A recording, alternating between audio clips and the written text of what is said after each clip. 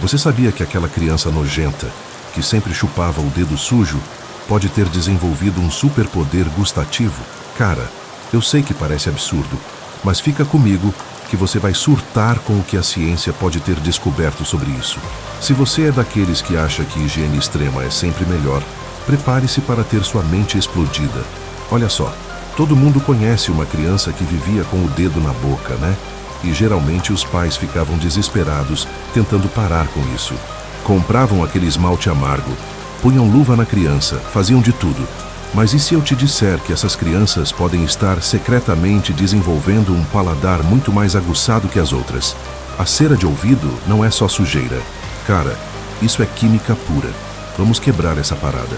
Ácidos graxos que dão aquele gosto ligeiramente rançoso, colesterol, álcoois, esqualeno que tem propriedades antioxidantes, lisozima que é uma enzima antibacteriana natural, minerais como sódio e potássio. É praticamente um laboratório químico microscópico produzido pelo seu próprio corpo. E a loucura é que essa composição muda de pessoa para pessoa. Sua genética, sua dieta, até o lugar onde você mora, influencia na fórmula química da sua cera de ouvido. Agora vem a parte maluca. Quando uma criança chupa o dedo com resquícios dessa substância, ela está expondo o paladar a uma combinação de sabores que nunca encontraria em comida normal. Sabores amargos complexos, notas metálicas, toques terrosos, nuances salgadas. É como se fosse um treinamento sensorial hardcore que nenhum chefe no mundo poderia reproduzir. E aqui está o pulo do gato que ninguém te conta. O cérebro de criança é super plástico. Cada sabor diferente que ela experimenta cria novas conexões neurais. É como construir uma base de dados de sabores no cérebro. Enquanto outras crianças estão provando só doce, salgado, azedo, amargo e umami, de forma previsível, essa criança está criando um mapa neural de sabores ultra complexo. A ciência por trás disso é real, pessoal. Exposição precoce a sabores diversos desenvolve tolerância e sensibilidade. É o mesmo princípio de quem aprende a gostar de café amargo ou vinho seco. Só que aqui estamos falando de microdoses de compostos que a maioria das pessoas nunca vai experimentar na vida. Essas crianças estão literalmente treinando as papilas gustativas para identificar nuances que passariam completamente despercebidas para outros. É como ter um GPS do sabor mais refinado, mais calibrado. Mas calma aí, tem mais coisa. Lembra que eu falei que a cera de ouvido varia de pessoa para pessoa? Então isso significa que cada vez que a criança faz isso, ela pode estar experimentando variações sutis. Segunda-feira pode ter um gosto ligeiramente mais amargo porque ela comeu brócolis no domingo. Quarta-feira pode ter notas mais metálicas por causa da água que ela bebeu. É como se ela tivesse acesso a um buffet de microsabores personalizado que muda constantemente. Aqui vem a bomba. Crianças que passaram por essa exposição sensorial maluca podem desenvolver um paladar que detecta sabores que você nem imagina que existem. Elas conseguem identificar ingredientes específicos em pratos complexos, perceber quando um tempero está em falta, distinguir entre marcas de chocolate só pelo gosto, sentir quando um vinho foi feito com uvas de uma região específica. É como se tivessem desenvolvido um sexto sentido gustativo que opera em um nível completamente diferente do resto da população. E não para por aí. Essa capacidade pode se estender para além do paladar. O sistema olfativo está super conectado com o gustativo, então essas crianças podem desenvolver também um olfato mais aguçado. Elas podem detectar variações químicas no ar, perceber quando alguém está doente só pelo cheiro, identificar plantas ou materiais específicos pelo odor. É quase como ter superpoderes sensoriais. Mas espera que tem mais. Você já parou para pensar por que algumas pessoas são naturalmente mais aventureiras na comida? Por que tem gente que prova qualquer coisa exótica sem pestanejar, enquanto outras mal conseguem comer algo diferente do habitual? Pode estar tudo conectado com essas experiências sensoriais dos primeiros anos de vida. Olha, antes que vocês saiam aí incentivando as crianças a chupar dedo sujo, calma. Não estou falando para fazer isso em casa. Higiene ainda importa, ok? Mas a natureza às vezes nos surpreende com essas conexões malucas que a gente nem imagina.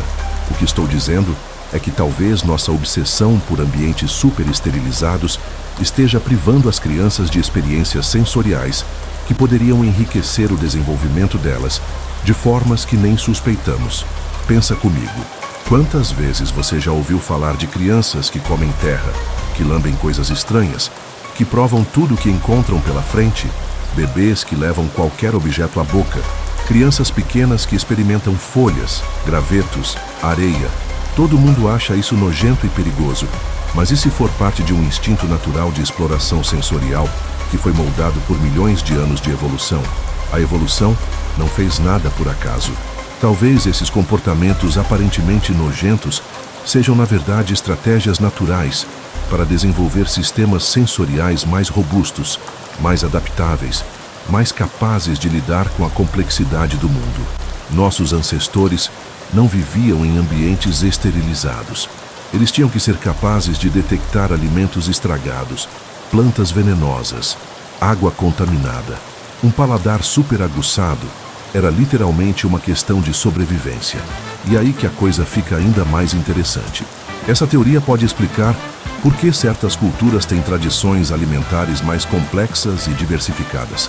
Sociedades que historicamente permitiram mais exploração sensorial infantil podem ter desenvolvido paladares coletivos mais sofisticados.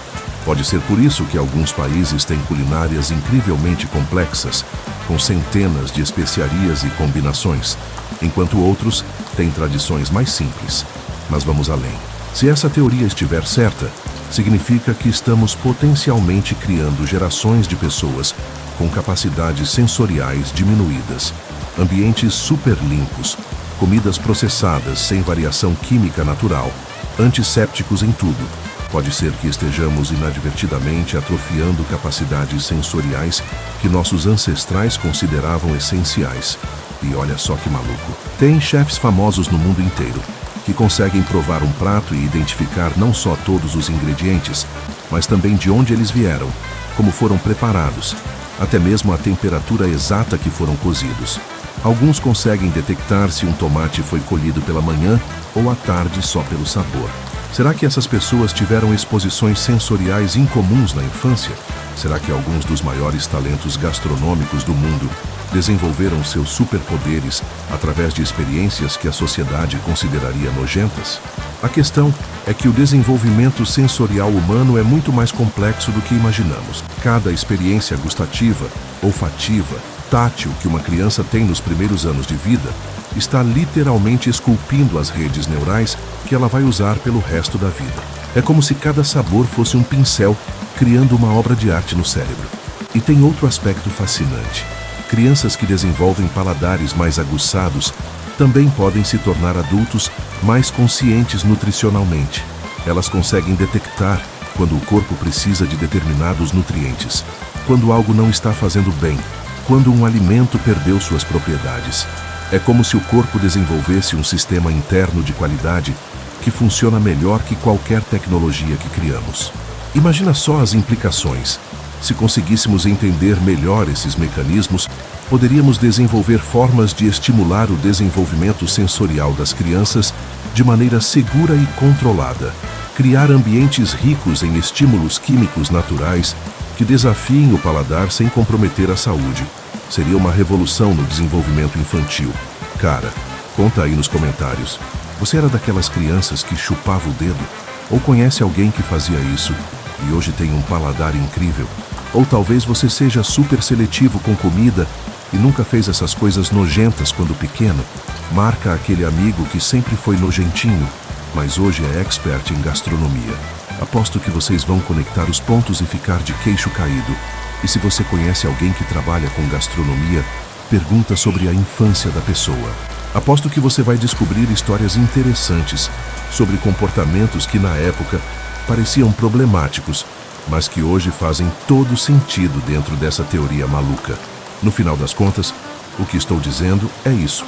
A natureza é muito mais inteligente que a gente imagina. Às vezes, os comportamentos que consideramos mais nojentos podem estar servindo a propósitos evolutivos que nem suspeitamos. O corpo humano é uma máquina incrível de adaptação e desenvolvimento, e talvez estejamos subestimando a sabedoria por trás de alguns instintos aparentemente estranhos. Então, da próxima vez que você ver uma criança fazendo algo que parece nojento, para um segundo antes de julgar. Pode ser que ela esteja desenvolvendo superpoderes que você nem imagina. Pode ser que ela esteja seguindo um instinto milenar de desenvolvimento sensorial que nossa sociedade moderna perdeu de vista. Se você chegou até aqui, você é definitivamente do time Ciência Maluca. E se essa teoria fez sentido para você, imagina só quantas outras coisas que consideramos nojentas ou erradas podem ter explicações fascinantes por trás. A vida é muito mais complexa e interessante do que parece na superfície. E às vezes, as maiores descobertas vêm dos lugares mais inesperados. Quem sabe o próximo grande avanço na neurociência ou na gastronomia não vai vir justamente do estudo dessas conexões malucas que a princípio parecem absurdas, mas que na verdade revelam aspectos profundos sobre como funcionamos como seres humanos.